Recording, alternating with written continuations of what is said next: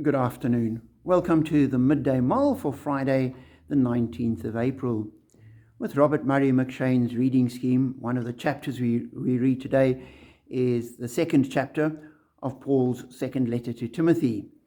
And the chapter begins with Paul saying, "You then, my son, be strong in the grace that is in Christ Jesus. And the things you have heard me say in the presence of many witnesses, entrust to reliable people who will also be qualified to teach others." And as I read that, I thought, here is Paul in the very earliest stages of the church, recognizing the importance of passing the teaching on. And he says to Timothy, "You've heard me teaching to the people. That what you've heard me say in the presence of many witnesses. There are many people who have heard. You can ask them, you can clarify with them, you can check with them. There's all these people that are there.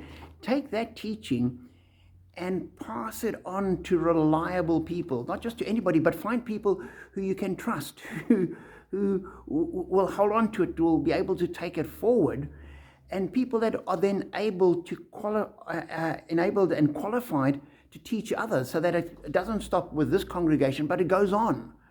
And so from the very beginning, there was this perspective of making the teaching continue, which is why they wrote the Gospels, that the teaching that Jesus had given, we would have in written form so that it could be passed on and could be used. And because of that kind of thinking, the New Testament is the most well-attested, most copiously documented ancient text that there is. And anybody that's doing textual criticism will recognize that it is probably the most reliable ancient document that exists.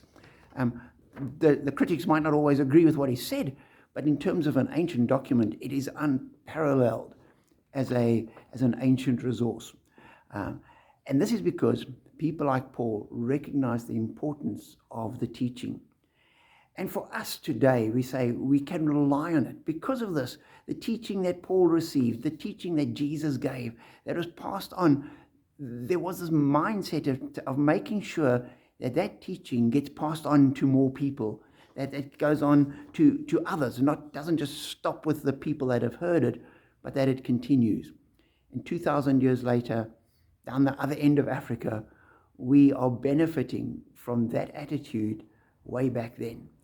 And so be encouraged that the text we have is a solid text, it is a reliable text. And I believe that it is an inspired text, and that through it, the teachings that Jesus gave to his apostles, we have access to today.